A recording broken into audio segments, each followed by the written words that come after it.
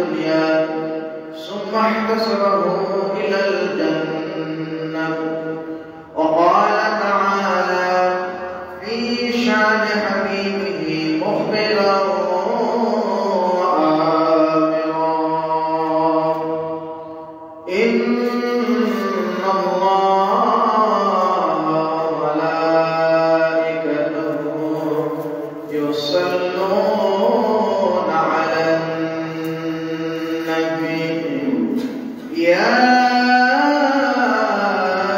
أيها الذين آمنوا صلوا عليه وسلموا تسليما صلى الله على محمد صلى الله عليه नजर रही है बहारे मदीना कर आए दीने बेकरार मदीना सल्लल्लाहु अलैहि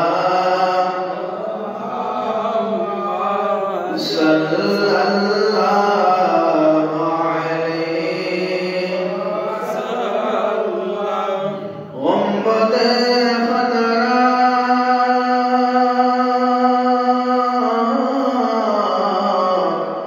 जब नजर में आ गया है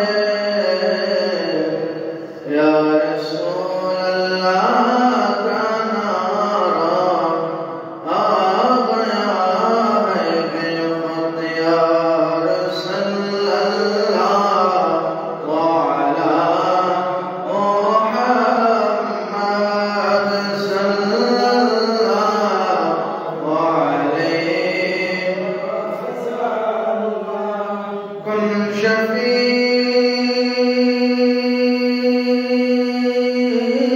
या हबीबी यौम हश्र मुजतमाई सल्लल्लाहु अलैहि मुहम्मद सल्लल्लाहु अलैहि बल्लग العلا بكماله كشف الضلا بجماله حسنت جميع خصاله صلوا عليه وآله ज़मीं और ज़मान तुम्हारे लिए मकीनो मकान तुम्हारे लिए बलगल उला बिकमालिही कशफा तुजा बिजमालिही हसनत जमीउ खिसालिही सल्लल्लाहु अलैहि व आलिहि उपस्थित সম্মানিত মুসলিম কাম মুরব্বির ইহতারাম মহান আল্লাহ সুবহানাহু ওয়া তাআলার দরবারে অসংখ্য অগণিত শুকরিয়া আদায় করি যে মহান রব্বে কারীম মুসলমানদের সাপ্তাহিক ঈদের দিনে দুনিয়ার সবথেকে সম্মানিত জায়গাসমূহের মধ্যে অন্যতম সম্মানিত জায়গা আল্লাহর মসজিদের মধ্যে আল্লাহ তাআলা আমাদেরকে সুস্থ অবস্থায় আশা বসার তৌফিক দান করেছেন। সে মহান রবের দরবারে হৃদয় উজাড় করে উচ্চ আওয়াজ দিয়ে কালিমাতুশ শুকর আমরা সকলে আদায় করি আলহামদুলিল্লাহ। অসংখ্য অগণিত দরুদ ও সালাম প্রেরণ করছি বিশ্ব সভার সভাপতি সৈয়দুস সাকালাইন নবীউল আম্বিয়া জাদ্দুল হাসান ওয়াল হুসাইন সাইয়্যিদুনা শাফিউনা নবী মুহাম্মদ রাসূলুল্লাহ সকলে বলি সাল্লাল্লাহু আলাইহি ওয়াসাল্লাম। সম্মানিত হাজিরিন, আলোচনার ফুটপাতে পবিত্র কোরআনুল কারীমে সবথেকে ছোট সূরা সমূহের মধ্যে অন্যতম একটি সূরা সূরাতুল আসর এবং পবিত্র কোরআনের সূরাতুল আল ইমরানের একটি আয়াত কারীমা আপনাদের সামনে তেলাওয়াত করেছি। আল্লাহ সুবহানাহু ওয়া তাআলা যেন আমাকে আয়াত এবং হাদিসকে সামনে রেখে আলোচনা করার তৌফিক দান করেন। আমরা যারা শুনবো আল্লাহ পাক যেন আমাদেরকে আমালের নিয়তে শোনার তৌফিক দান করেন। আল্লাহর কাছে তৌফিক কামনা করি। ওয়া মা তাওফীকি ইল্লা বিল্লাহ আলাইহি তাওয়াক্কালতু ওয়া ইলাইহি উনীব। প্রিয় হাজিরিন, সূরাতুল আসর এমন একটি সূরা, আগে আমরা এই সূরার নাম ফজিলত জানি। এই সূরা কেন নাযিল হলো? নাযিল ব্যাখ্যা করতে গিয়ে তাফসীরের মধ্যে জানা যায়, তাফসীর আজুরি এবং অন্যান্য তাফসীরের মধ্যে লেখেন হযরত আবু বকর সিদ্দিক রাদিয়াল্লাহু তাআলা জাহিলি যুগে, অর্থাৎ এই সূরা নাযিল হওয়ার পূর্বে হযরত আবু বকর সিদ্দিক রাদিয়াল্লাহু তাআলার সাথে গেলাহ ইবনে উসাইদ নামক একজন জাহিল আবু বকরের কাছে মাঝে মাঝে বসত আসে।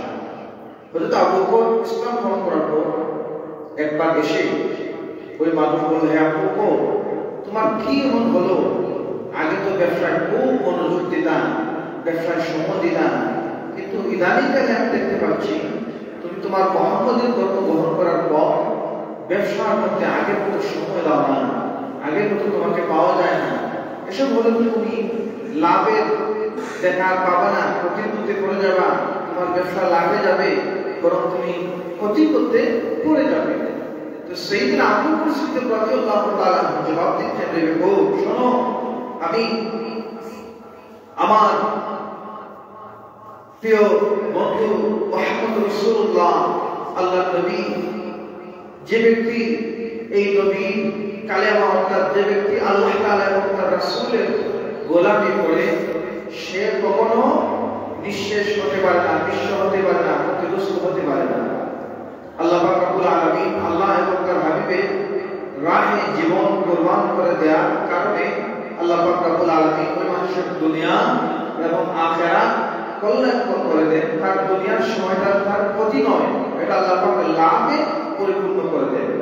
জাগতিক যে আকর্ষণ, জাগতিক জ্ঞান ধারণা, এটা বাদ দিয়ে যারা বেশি আল্লাহর প্রতি তাদের জ্ঞান ধারণাকে ব্যয় করবে, কাজে লাগাবে, হযরত আবু বকর সিদ্দিক রাদিয়াল্লাহু আনহু বলতেছেন, এই যে আমি আমার আল্লাহর প্রতি, আমার আল্লাহর নবীর হাদিসে, আল্লাহর নবীর দাওয়াতে আমি গ্রহণ করেছি, আমার এটার মধ্যে মজা বেশি পাই। তো আল্লাহ পাক রব্বুল আলামিন এই যে হযরত আবু বকর সিদ্দিক রাদিয়াল্লাহু তাআলা দুনিয়ার এই লাভ, দুনিয়ার চাকচিক্য, দুনিয়ার এই সময়টাকে বিরামহীন, দুনিয়ার এই সময়টাকে মূল্যহীন করে আল্লাহকে গুরুত্ব দিয়েছেন। আর এই সময়ের গুরুত্ব মানুষের জন্য কল্যাণের আছে, অকল্যাণের আছে, এটা বুঝতে যাইয়া আল্লাহ রাব্বুল আলামিন সূরাতুল আসর নাযিল করেছেন। সুবহানাল্লাহ। এবং সূরা আসরের আর ফজিলত হচ্ছে, যখন এই সূরা নাযিল হলো, নাযিল হওয়ার পর সাহাবায়ে কেরামরা একজন আরেকজনের সাথে সাক্ষাৎ হলে সর্বপ্রথম তারা কি করতেন? একজন আরেকজনকে এই সূরাতুল আসর পড়ে শোনাতেন। শোনানোর পর তারা অন্যান্য কথাবার্তা বলতেন। সর্বপ্রথম তাদের মধ্যে আলাপ আলোচনা হতো, সূরাতুল আসর একজন আরেকজনকে তিলাওয়াত করে শোনাতেন। এরপর তারা কি করতেন? তারা বসতেন বা অন্যান্য কথা বলতেন। এই সূরা ইমাম শাফিঈ রাহমাতুল্লাহি আলাইহি তিনার মুসনাদের মধ্যে লেখেন, একজন মানুষ তার জীবন গুরুত্বহীন, জীবনের মর্যাদা, জীবনে তার সফলতা, ব্যর্থতা সবকিছু অর্জন করতে পারবে একজন মানুষ যদি সূরাতুল আসরের সারাটা মেসেজ যদি একজন মানুষ তার জীবনের মধ্যে বাস্তবায়ন করতে পারে, একজন মানুষের জীবন সংশোধন হয়ে যাবে বলে সুবহানাল্লাহ। আসলে আমরা সূরাতুল আসরের মধ্যে এখন যাই। আল্লাহ পাক রব্বুল আলামিন সূরাতুল আসর নাযিল করে জগতের মানুষের জন্য কি বোঝায়? আল্লাহ পাক রব্বুল আলামিন এই সূরার মধ্যে সর্বপ্রথম কসম কেন? আল্লাহর কথা কখনো মিথ্যা হতে পারে এই বিশ্বাস কারো নাই। অর্থাৎ আল্লাহ যে কথা বলছেন সেটা সত্য, ধ্রুব সত্য, আজীবন সত্য, দুনিয়ায় সত্য, আখিরাতে সত্য। কিন্তু এরপরও আল্লাহ তাআলা সূরাতুল আসরের মধ্যে কেন কসম করলেন সর্বপ্রথম, এরপর কেন আল্লাহ পাক এই কথাগুলো বললেন, মুফাসসিরে কেরামরা সেটারও জবাব দিচ্ছেন। সেটার জবাব হলো সূরাতুল আসরে আল্লাহ পাক সব কথা সত্য মানুষ মেনে নেয়, যারা ঈমানদার দাবি করেন, মুসলমান দাবি করেন, প্রতিটা কথা আল্লাহ মানে বিশ্বাস করেন। কিন্তু কিছু কিছু সূরায় কিছু কিছু আয়াতের ক্ষেত্রে আল্লাহ পাক আগে কসম খেয়েছেন, এরপর কথাগুলো বলেছেন। এজন্য বলেছেন যাতে করে মানুষ এমনিতে তো গুরুত্ব দেয়, কিন্তু এরপর আল্লাহর কসমের প্রতি সামনে রেখে মানুষ যেন আরো বেশি গুরুত্ব দিতে পারে। এজন্য আল্লাহ পাক সূরাতুল আসরের প্রথম কসম খেয়েছেন। আল্লাহ বুঝালেন যে অবশ্যই গুরুত্ব দিতে হবে, মানতে হবে বিধিনিষেধগুলো, এজন্য আগে সূরার মধ্যে কসম পেয়েছে। এখন প্রশ্ন হতে পারে, হুজুর এই সূরার মধ্যে আল্লাহ পাক কি কসম পেয়েছে? ওয়াল আস, আসল শব্দ কালের শপথ। তাফসীরের মধ্যে মুফাসসির কেরাম অনেক ব্যাখ্যা করেন। কেউ বলেন যুগের কসম, কেউ বলেন এই যে আসরের যে সময় আমরা আসরের নামাজ, সূর্য যখন পশ্চিম আকাশে হেলে যায় ডুবন্ত রাত মুহূর্ত পর্যন্ত যে সময়টা থাকে আস, কেউ বলেছেন এই আসরের এই সময়টা কসম আল্লাহ খাইছে, এটারও জবাব আছে। আর কেউ বলেছেন সমস্ত এই দুনিয়ার যারা ক্ষতিগ্রস্ত মানুষ আছে এই দুনিয়ার এই সময়টার মধ্যে আল্লাহ পৌঁছাইছে। কেউ বলছেন যে যুগের শপথ। তো সবকিছু বেশিরভাগ মুফাসসির কেরামরা এই মতামত দেন যে আল্লাহ পাক রব্বুল আলামিন এই সূরার মধ্যে আসর দ্বারা আল্লাহ পাক এই জিনিস বুঝাইছেন যে সূর্য যখন পশ্চিম আকাশে হেলে যায় ডুবন্ত হওয়ার আগ মুহূর্ত পর্যন্ত যে সামান্য সময়, এই সময়টার কসম আল্লাহ পাক খাইছে। সুবহানাল্লাহ। তখন এই সময়টার কসম আল্লাহ পাক কেন বের দিলেন? আল্লাহ সুবহানাহু ওয়া তাআলা দুনিয়ার মানুষদেরকে বুঝাইতেন। মুফাসসিরে কেরামরা তাফসীরের মধ্যে জবাব দিতেন, সূর্য যখন পশ্চিম আকাশে যায়, পশ্চিম আকাশে যাওয়ার পর আসরের নামাজের সময় হয়, এই সময়টা সূর্য যখন ডুবন্ত হয়ে যায় তার পর্যন্ত থাকে। এই যে সংক্ষিপ্ত সময়, যাতে করে দুনিয়ার মানুষ এই সংক্ষিপ্ত সময়টা তার দুনিয়ার জন্য গুরুত্ব দেয়, এই সূর্যটা আল্লাহ পাক রব্বুল আলামিন সকালে কসম খাইতে পারতেন। তাফসীরের মধ্যে মুফাসসিরে কেরামরা আলোচনা করেন যে আল্লাহ পাক এখানে সকালের কসম কেন কার নাই, কারণ সকালের সময়টা লম্বা সময় আর আসরের সময় হচ্ছে সংক্ষিপ্ত সময়, যাতে করে মানুষ এই সংক্ষিপ্ত সময়টাকে তার জীবনের গুরুত্বপূর্ণ অংশ মনে করে আর এই সময়টা তার জীবন কল্যাণকর করে দেয়। এজন্য আল্লাহ পাক রব্বুল আলামিন এই আসরের কসম খেয়েছেন বলে সুবহানাল্লাহ। সূরাতুল আসর অত্যন্ত গুরুত্বপূর্ণ একটা সূরা। এই সূরার তাফসীরের মধ্যে মুফাসসিরগণ যে বর্ণনা করেন আল্লাহ পাক রব্বুল আলামিন এই সূরার প্রস্তুতির মাধ্যমে গুরুত্ব এত করতেন। এই সূরার মধ্যে আল্লাহ পাক 4টা মেসেজ দিয়েছেন। কয়টা মেসেজ দিয়েছেন? 4টা মেসেজ দিয়েছেন। এই 4টা কাজ, 4টা দাওয়াত যদি কেউ বাস্তবায়ন করতে পারে তার জীবন সংশোধন হয়ে যাবে। আল্লাহ পাক রব্বুল আলামিন পবিত্র কোরআনে সূরাতুল আসরের মধ্যে সর্বপ্রথম যে সময়ের কসম পেলেন, কালের শপথ, যুগের শপথ, এরপরে আল্লাহ পাক রব্বুল আলামিন বললেন, কি বললেন? ইন্নাল ইনসানা লাফি খুসর, নিশ্চয়ই মানুষগণ ক্ষতির মধ্যে রয়েছে। এবার প্রশ্ন করতে পারেন, হুজুর কোন মানুষগুলো ক্ষতির মধ্যে রয়েছে? তাফসীরের মধ্যে মুফাসসির কেরামরা ব্যাখ্যা করেন, ইন্নাল ইনসানা লাফি খুসর, নিশ্চয়ই মানুষরা ক্ষতির মধ্যে আছে, মানুষরা ক্ষতিগ্রস্ত। এই ক্ষতিগ্রস্ত মানুষ কারা? দুইভাবে এটা ব্যাখ্যা করেন মুফাসসির কেরামরা। একভাবে ব্যাখ্যা করেন ওই মানুষরা ক্ষতিগ্রস্ত যারা ঈমান আনে নাই, যারা ইসলাম ধর্ম গ্রহণ করে নাই, মানুষের তৈরি তাগুত শক্তি বিভিন্ন জড় পদার্থের পূজা করেছে, ওই মানুষরা একদম অবধারিত ক্ষতিগ্রস্ত। তারা ইন্তেকালের পরপরই তাদেরকে জাহান্নামের শাস্তিতে অবধারিত তাদের জন্য। আর আরেকটা ক্ষতিগ্রস্ত মানুষ হচ্ছেন তারা মুমিন বান্দারা। মুমিন বান্দারা কেমন ক্ষতিগ্রস্ত? যেমন তারা ঈমানদার, তারা ঈমান আনে, ঈমানের ক্ষেত্রে তাদের কোনো স্থান নাই, ইমান এমন ইমান আছে, কেউ যদি গলার মধ্যে দাও লাগায় দেয়, ছুরি লাগায় দেয়, তবুও বলবে না যে আমি আল্লাহ ছাড়া অন্য কাউকে আমার রব মানি। কেউ এটা মানে না। একটু মাঝে মধ্যে নামাজ কাজা করে, এরকম আছে না? নামাজ কাজা হয়, যেমন আজকে ফজরের নামাজ আমরা খুব কম মানুষ হয়তো পড়েছি, কিন্তু ইমান ঠিক আছে। আমি কখনো বলি না যে আমার আল্লাহ আরেকজন, আমার মালিক একজন, এটা আমি মনে করি, এটা মুমিন। এরপর মুমিন আল্লাহ হকের ক্ষেত্রে অনেক সময় দেখা যায় পরিপূর্ণভাবে আদায় করতে পারে না, কিন্তু সে ইমান না। সে প্রতিপন্থে আছে ঠিক আছে, কিন্তু সে ইমান না। তো মুসলিমদের আমরা এই মুমিনদের পরিচিত করে মুমিন কিভাবে ক্ষতিগ্রস্ত হচ্ছে সেটা বলতে, মুমিনরা তাদের ইমান ঠিক আছে সত্য, কিন্তু বাকি যে কাজগুলো, বাকি কাজের ক্ষেত্রে তারা ইমানিয়াত নিয়ে করতে পারে না। সময় দেখা যায় আল্লাহর বিপক্ষে চলে যায়, অনেক সময় দেখা যায় আল্লাহ যেটা বলছেন সেটা না করে মানুষ নিজে স্বাধীনতামত একটা কাজটা করে দেয়।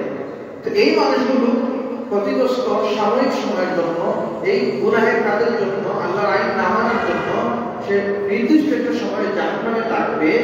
এরপর তার ইমানের জন্য আল্লাহ তাকে জান্নাতে দিবেন বলে সুবহানাল্লাহ। যেমন একটা এক্সাম্পল দিয়ে বোঝায়, যারা আমরা ব্যবসায়ী, যারা ব্যবসা করে, মনে করেন তিনি মাসে 2 লক্ষ টাকা ইনভেস্ট করে, মাসে তিনার 60,000 টাকা আয় হয়। এখন মাসে যদি 60,000 টাকা আয় হয়, গড় যদি হিসাব করেন দেখবেন প্রতিদিন তিনার 2,000 টাকা হয়। 3 দিন যদি তিনার দোকানটা বন্ধ থাকে, 3 দিনে তিনার লস হলো কত?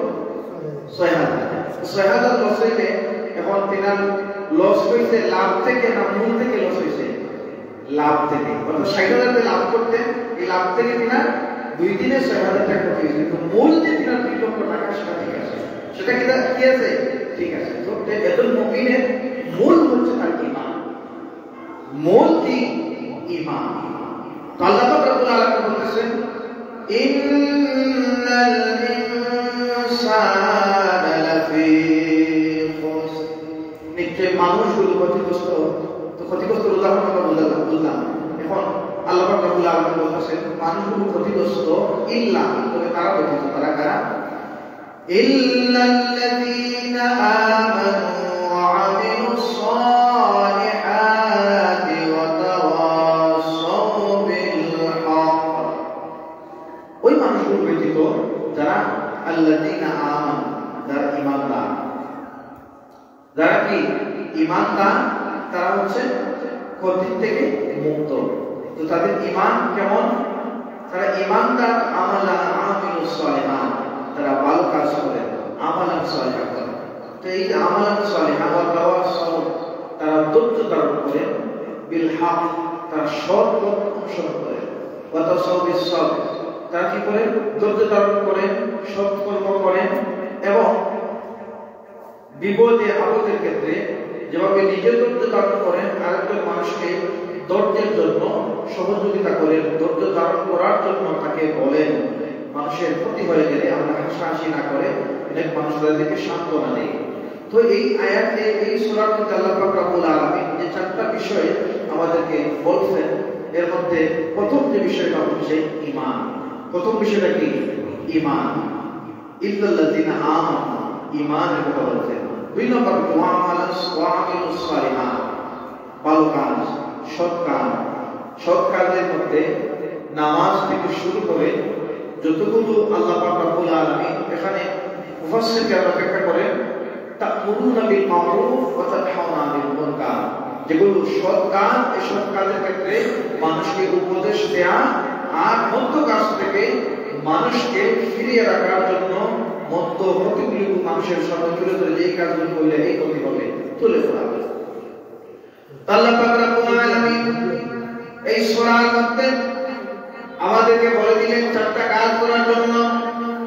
1 নম্বর হচ্ছে ঈমান, 2 নম্বর হচ্ছে সৎকর্ম, 3 নম্বর হচ্ছে অপরকে সত্যের উপরে উপদেশ দিতে হবে, আর 4 নম্বর হচ্ছে আল্লাহ পাক রব্বুল আলামিন ওয়া তাওয়াসাউ বিস সবর।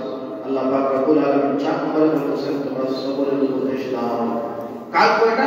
4টা। সূরাতুল আসরের মধ্যে আল্লাহ পাক রব্বুল আলামিন 4টা কাজের কথা বলছেন। 1 নম্বর কাজ হচ্ছে ঈমান, 2 নম্বর কাজ হচ্ছে কি আল্লাহ পাক বলতেছেন আমাদেরকে সৎকর্ম, আর 3 নম্বর হচ্ছে আমরা মানুষকে সতে, 2 নম্বর হচ্ছে সৎকর্ম, আর 3 নম্বর হচ্ছে এই সৎ অপর মানুষকে সতের উপদেশ দেব, সৎ কাজ করার জন্য তাদেরকে ডাকবো, আর 4 নম্বর হচ্ছে আমরা সবর করব এবং মানুষকে সবরের উপদেশ দেব। এই 4টা কাজ। তো 4টা কাজের মধ্যে 1 নম্বর কাজ যদি আপনার 1 নম্বরটা যদি না থাকে, বাকি 3 নম্বরটা আপনার থাকলেও কোনো লাভ হবে না।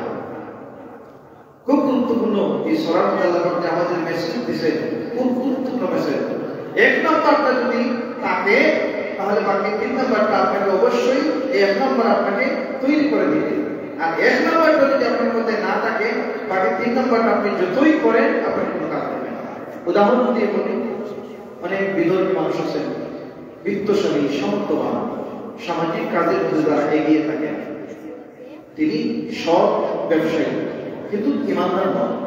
সৎ ব্যবসায়ী বড় ব্যবসা করে, বিশাল ব্যবসা আছে, এরকম আছে না, বিশাল ব্যবসা করেন, অসহায় মানুষদেরকে তিনি সহযোগিতা করেন, সত্য কথা বলেন, মাঝে মধ্যে ব্যবসায় লস পাইলে ধৈর্য ধারণ করেন। 3টা গুণ কিন্তু তিনার মধ্যে আছে। এরকম মানুষ আছে না আমাদের সমাজে? ব্যবসায় আমরা দেখি না, আছে, কিন্তু তিনার 3টাই ব্যক্ত। কেন? 1 নম্বর যেটা ইত্তাল্লাযিনা আমানু, ঈমানদার নন। ঈমানদার না থাকার কারণে বাকি 3 গুণ থাকলেও তিনার কোনো ফায়দা হচ্ছে না। এটা হলো প্রথম যে শর্ত, প্রথম যে গুণ, আমাদের ঈমানি গুণটা আমাদের মধ্যে থাকতে হবে। এবং ঈমানের দাবি কি? ঈমানের দাবি হলো আপনি ঈমানদার, তুমিনুনা বিল্লাহ, আপনি আল্লাহর প্রতি ঈমান আনছেন। ঈমান আনার পর আল্লাহ পাক রব্বুল আলামিন আপনাকে বিভিন্ন ধরনের পরীক্ষা করবেন। আল্লাহ পাক রব্বুল আলামিন সূরাতুল বাকারার 155 নম্বর আয়াতে নির্দেশ করেন, ওয়ালা নাবলুওয়ান্নাকুম বিশাইইন মিনাল খাউফি ওয়াল জু'i ওয়া নাকসিম মিনাল আমওয়াল ওয়া নাকসিম মিনাল আমওয়ালি ওয়াল আনফুসি ওয়াস সামারাতি ওয়া বাশশিরিস সাবিরিন। আল্লাহ পাক রব্বুল আলামিন তোমাদেরকে পরীক্ষা করবে অনেক সময় ভয় দিয়ে, ক্ষুধা দিয়ে, ক্ষতি দিয়ে, ফসলের ক্ষতি দিয়ে, বিভিন্ন ধরনের ক্ষতি দিয়ে আল্লাহ রাব্বুল আলামিন তোমাদেরকে পরীক্ষা করবেন। আর সুসংবাদ দাও অবশ্যই সাবিরিন, এই যে যেমন আপনি রোগাক্ত হয়েছেন, আপনার সম্পদ নাই, এরপর আপনি ভয় পাইছেন, আপনি ফসল করেছেন, সব ফসল নষ্ট হয়ে গেছে, এরপর আপনি অসুস্থ, এমন অসুস্থ হয়েছেন, অসুস্থতার জন্য আপনি বিভিন্ন কষ্ট পাচ্ছেন, এই সব কিছুর মধ্য দিয়েও যারা ওয়াবাশশিরুস সাবিরিন, যারা ধৈর্য ধারণ করে, আল্লাহ পাক বলতেছেন ওয়াবাশশিরুস সাবিরিন, হে নবী আপনি তাদেরকে এই ধৈর্যশীলদের কাছে আপনি সুসংবাদ পৌঁছাইবেন। সুবহানাল্লাহ। তো আপনি ঈমানদার, প্রথম যে সূরাতুল আসরে ঈমানদার যারা, তারা সব ক্ষেত্রে ধৈর্য ধারণ করে।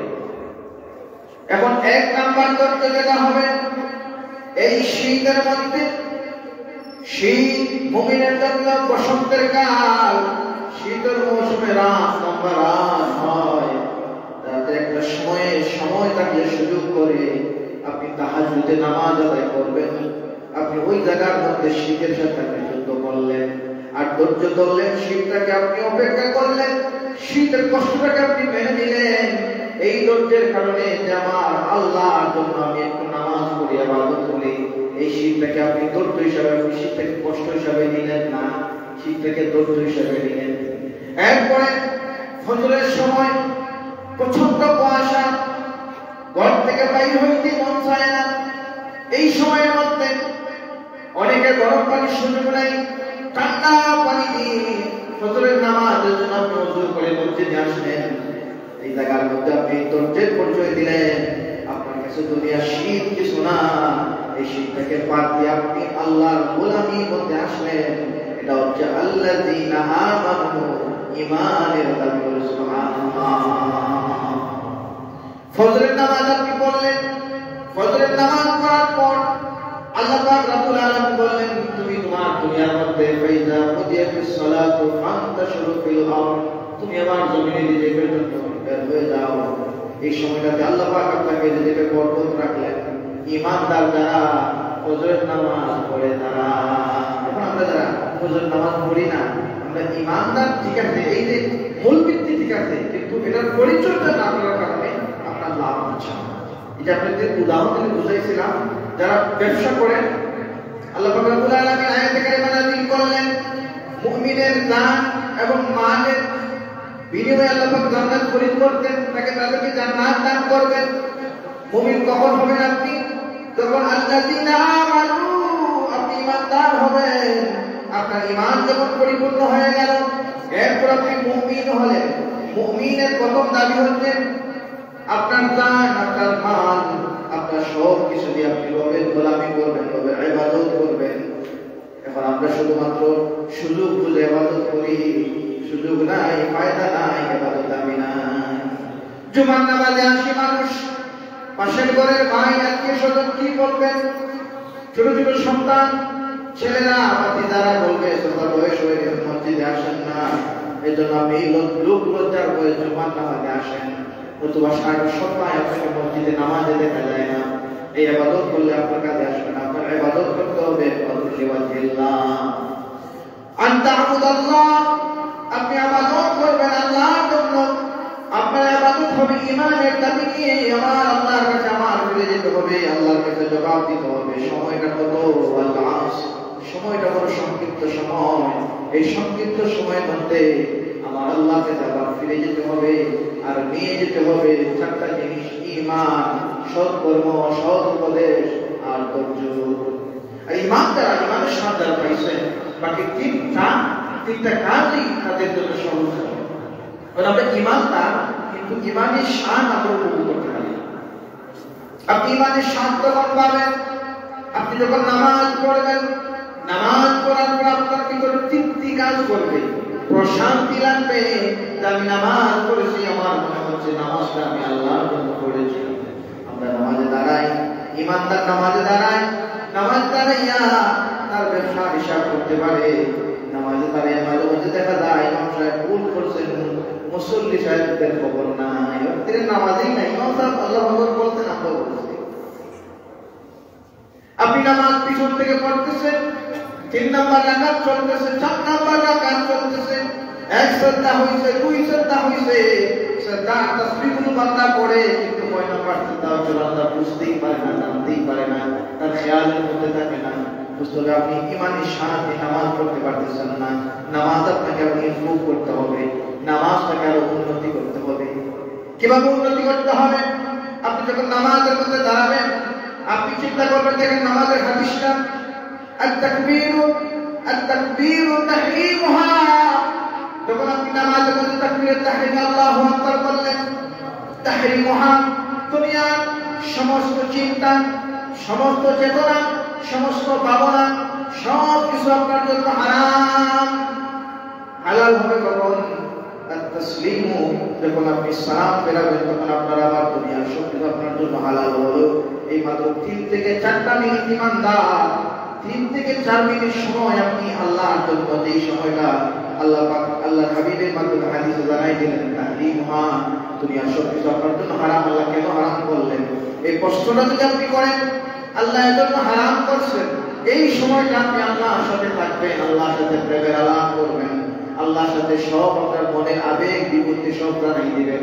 আপনি অসুস্থ মানুষ, ঠান্ডার মধ্যে নামাজে আসবেন, আপনি যখন নামাজ পড়তেছেন, আল্লাহ ইয়ারানা, আল্লাহ আপনার নামাজ দেখতেছেন, আপনার ফেরেশতারা বলতেছেন, আল্লাহ তাআলা আপনার বান্দাদের ওয়াল আসর, এই সময়টার মধ্যে দিনের নামাজে ইশারা করে যখন আল্লাহ আসমানে পৌঁছাবে, আল্লাহ যখন ফেরেশতাদের কাছে জানতে চাই আমার বান্দা, আমার বান্দাকে কোন অবস্থার মধ্যে রেখে আসলো, তখন ফেরেশতা বলবে, আল্লাহ তাআলা জুমার নামাজে দেখেছি আপনার বান্দা অসুস্থ, শীত তার হাতে এমন একটা জ্বর হয়েছে, গোসল করার কম নাই, শুধুমাত্র তায়াম্মুম করে আপনার বান্দা নামাজের মধ্যে দাঁড়াইছে। আমার বান্দা নামাজে কেন দাঁড়াইছে? আল্লাহ আপনি তো বলেছেন নামাজ পড়লে আপনার সাথে কথা বলা যায়, আমার সাথে কথা বললে লাভ কি হবে? আল্লাহ আপনি তো আপনার বান্দাদেরকে শিখাই দিয়েছেন, ইহদিনাস সিরাতাল মুস্তাকিম। আল্লাহ নামাজে দাঁড়ায় আপনার বান্দা যখন করে ইহদিনাস সিরাতাল মুস্তাকিম, আপনি আপনার বান্দাদেরকে সরল পথ দেখাই দেন। সরল পথ কোনটা? এটার জবাব আল্লাহ কোরআনে দিচ্ছেন, মিনান নাবিয়্যিন ওয়াস-সিদ্দীকিন ওয়াশ-শুহাদা'i ওয়াস-সালিহিন। আল্লাহ আপনার বান্দারা নবীদের পর, শহীদদের পর, সালিহিনদের পথে অনুসরণ করার জন্য আপনার নামাজে দাঁড়াইছে। আল্লাহ পাক রব্বুল আলামিন তখন তার ফেরেশতাদের মাধ্যমে জানাইতেন, আমার বান্দার অসুস্থতাকে সুস্থ করে দাও, আমার বান্দার অভাবকে দূর করে দাও, আমার বান্দার দুর্দশাকে দূর করে দাও। একমাত্র নামাজের দইদের তাহরিম হয়। আপনি দুনিয়ার সব কিছু হারাম করে আল্লাহর সাথে গভীর প্রেমে ঈমান নিয়ে আপনি নামাজ পড়েন, এই নামাজের মাধ্যমে আল্লাহ পাক আপনার সব দুর্দশা দূর করে দেন। সুবহানাল্লাহ। এখন আপনি নামাজ পড়েন, আপনার দুর্দশা যায় না, আপনি বুঝবেন আপনার নামাজের মতো আপনি করতে পারেন নাই। সূরাতুল আসরের যে ঈমানি দাবিতে নামাজ পড়ার কথা আল্লাহ পাক বলছেন, এই নামাজ আপনি করতে পারেন না। তো 2 নম্বর যেটা আমাদের 2 নম্বর যে গুণ, 2 নম্বর কাজ করতে হবে, সৎ কাজ করতে হবে, ভালো কাজ করতে হবে। তো ভালো কাজ প্রত্যেকে আমরা জানি, যেটা হারাম সেটা খারাপ, সেটা নিষেধ। হারামের বিপরীত হচ্ছে হালাল। হালাল কাজ আমরা করব, হালাল কাজ সবাই আমরা জানি, বুঝি। এর মধ্যে নামাজ থেকে নিয়ে ইসলামী ফরজ, আল্লাহর হক, বান্দার হক, সব কিছু আমরা পরিপূর্ণভাবে আদায় করার চেষ্টা করব। বিশেষ করে আপনি আল্লাহ পাক রব্বুল আলামিন আয়াতে কারিমা নাযিল করলেন, কু আনফুসাকুম ওয়া আহলিকুম নারা। আগে আপনি নিজে এই 4টা গুণে গুণান্বিত হয়ে যাবেন, এরপর ওয়া আহলিকুম, আপনার আহলদেরকে আপনি এই 4টা গুণের দিকে দাওয়াত দিবেন। এখন আপনি এখন তো নামাজ পড়লে তিনি তো পড়েন না, এখন যদি আপনার ছেলেকে বলেন তুমি নামাজে কেন যাও না, তুমি নামাজ পড়ো না, এজন্য আমার ভালো লাগে না, মানুষ আমাকে লজ্জা দেয়, আপনার সন্তান আপনার কাছে শুনবে না। যদি আপনি নামাজ পড়েন, 5 ওয়াক্ত নামাজ আপনাকে যখন দেখবে, তখন আপনার সন্তানের বন্ধু-বান্ধব বলবে তোমার বাবা তো ভালো মানুষ, তোমার বাবা নামাজ ছাড়েন না, তোমার বাবাও ছাড়া তুমি নামাজ পড়ো, কিন্তু তুমি কেন পড়ো না। তার বন্ধুরাও আপনার সন্তানকে উপদেশ দেবে। এখন আপনি যদি এই কাজের মধ্যে ঠিক না থাকেন, আপনার সন্তানদের উপদেশ যতই দেন সে মানবে না। এরপর সব কাজ আপনি ভালো কাজ করেন, সন্তানদের মাধ্যমে কাজ শিখতে পারা। এই ক্ষেত্রে জুমার নামাজে ছোট ছোট যারা আছে মসজিদে আসতে পারে, আপনার ছেলেকে নিয়ে মসজিদে আসলেন, তার মাধ্যমে আল্লাহ মসজিদে 5 টাকা দেয়া, আপনার সন্তান এই যে আল্লাহ রাস্তায় দেয়া প্রসেসিংটা শিখবে। অসহায় একজন মানুষ আপনার কাছে সাহায্য চাইছে, আপনি টাকাটা না দিয়ে আপনার সন্তানকে দিন যে আমার এই টাকাটা তুমি দাও, তো আপনার সন্তান এই বয়স থেকে শিখতে শুরু করবে যে এটা একটা সৎ কর্ম, এটা ভালো কাজ। আপনি মানুষের কথা বলার আগেই সালাম দেন, কেউ যেন আপনাকে আগে সালাম দিতে পারে না, এই প্রতিযোগিতা, এই চিন্তায় আপনি তখন দেখবেন আপনার সন্তানও সবার আগে সালাম দেওয়ার প্রশিক্ষণটা আপনার কাছ থেকেই দিবে। এরপর কথা বলার ক্ষেত্রে সত্য কথা আপনি বলুন, আপনার সন্তান আপনার থেকে শিক্ষা নেবে। মাদ্রাসায় অনেকের সন্তান ভর্তি করেন এই নিয়তে যে হুজুর সন্তানটাকে আলিম বানাবো, হুজুর সন্তানটাকে হাফিজ কোরআন বানাবো, কিন্তু মাদ্রাসার সন্তান পড়ে ঠিক, হাফিজা হয়ও ঠিক, আলিম হয়ও ঠিক, সবকিছু ঠিক আছে, কিন্তু একজন আলিম হওয়ার পর, একজন জ্ঞানবান হওয়ার পর তার কাছ থেকে যে কিছু পাওয়ার কথা সেগুলো পাচ্ছে না। হাফিজে কোরআন হয়েছে ঠিক, কিন্তু হেফাজতকারী হতে পারে নাই। এখন প্রশ্ন যদি বলেন যে হুজুর কেন, তার প্রথম জবাব হচ্ছে আপনার সন্তানকে আপনি হাফিজি মাদ্রাসায় পাঠাইছেন ঠিক আছে সত্য, সৎ কর্মের পথে আল্লাহর কোরআন শেখার জন্য পাঠাইছেন সত্য, ইলমে দ্বীন শিক্ষা করার জন্য পাঠাইছেন ঠিক আছে সত্য, কিন্তু ইলমে দ্বীন আপনি মানেন নাই, ইলমে দ্বীন আপনি তাজিম করেন নাই। আপনি হাফিজ কোরআনের বাবা হবেন, আপনার নিজেকে আপনি হারাম থেকে হেফাজত করতে পারেন নাই, আপনার নিজেকে আপনি সৎ পথে পরিচালনা করতে পারেন নাই, আপনার সন্তান হাফিজ হবে ঠিক আছে, কিন্তু এই সন্তান সত্যনিষ্ঠ হবে না। তাহলে আপনাকে আগে আপনি মাদ্রাসা সন্তান ভর্তি করলেন, প্রতিষ্ঠানে আপনার সন্তানকে পাঠালেন, কিন্তু আপনি প্রতিষ্ঠানের বিপরীতমুখী, তাহলে আপনার সন্তান সুসন্তান হবে না। সৎকর্মের ক্ষেত্রে আমাদের নিজেদেরকে আগে সৎকর্মশীল হতে হবে, চিন্তা করতে হবে আপনার অবস্থান যেভাবে আছে, আপনি গরিবী হালতে আছেন, সেই হালত থেকে আপনি চেষ্টা করবেন। সন্তানকে মসজিদে পাঠাইছেন, মসজিদ থেকে বাড়িতে যাওয়ার পর মসজিদ থেকে কি শিখে গেল, হুজুর থেকে স্যার থেকে কি শিখলো, আপনি ফিডব্যাক দিবেন।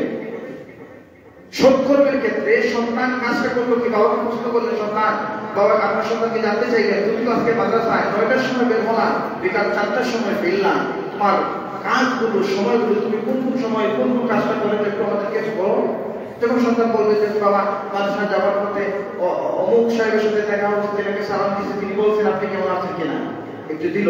মাদ্রাসায় যাওয়ার পর প্রথম ঘন্টা কোরআন শরীফ, তাসবিহ, গণিত এইসব ক্লাসগুলো হয়েছে, তুমি আজকে কোন কোন জিনিস বেশি পারছো, তোমার থেকে ফিডব্যাক কি আসছে, যখন আপনি নিতে থাকবেন তখন আপনার সন্তানের মধ্যে এই জিনিসটা কাজ করবে যে বাড়িতে গেলে বাবাকে আমার এই রিপোর্টটা দিতে হবে, মাকে এই রিপোর্টটা দিতে হয়। সন্তান গুরুত্ব দিয়ে পড়বো। এখন সন্তান গেছে, এখন প্রাইভেট প্রতিষ্ঠানগুলোতে আমরা একটা জিনিস লক্ষ্য করলাম, দেখা যায় ৯৯, ৯৮, ৯৬, ৯০ নিচে কোনো মার্কস পায় না। কিন্তু সন্তানকে যখন একটা ৪-৫ জন মানুষের সামনে প্রশ্ন করে তোমার পরিচয়টা একটু দাও, সে কাঁদতে শুরু করে, পরিচয় দিতে পারে না। তো প্রাইভেট প্রতিষ্ঠানগুলো যারা চালান, আপনাদের যদি আহ্বান হলো সন্তানকে তার যোগ্যতায় তাকে এগিয়ে আনবেন, সন্তানকে এমন শিক্ষা দেবেন। আপনি অভিভাবককে খুশি করতে যাইয়ে তাকে ৯৯ মার্কস দিলেন, কিন্তু সেটা অনেক সময় দেখা যায় ভালো করে তার নামটা শুধু করে লিখতে পারে না। ক্লাস 2 এর ছাত্র, সে ৯৯ পেয়েছে ঠিক, ওই যে পরীক্ষার করে কথাগুলো মুখস্থ করছে, বাকিগুলো মুখস্থ করে নাই। দেখেন আজকে আমাদের দেশে শিক্ষা ব্যবস্থার মধ্যে পোকাদরের যে বিদায়, আজকে আমাদের সমাজটা বিনষ্ট হয়ে গেছে। কথা বলেন ঠিক কিনা? আমি কি বলছি?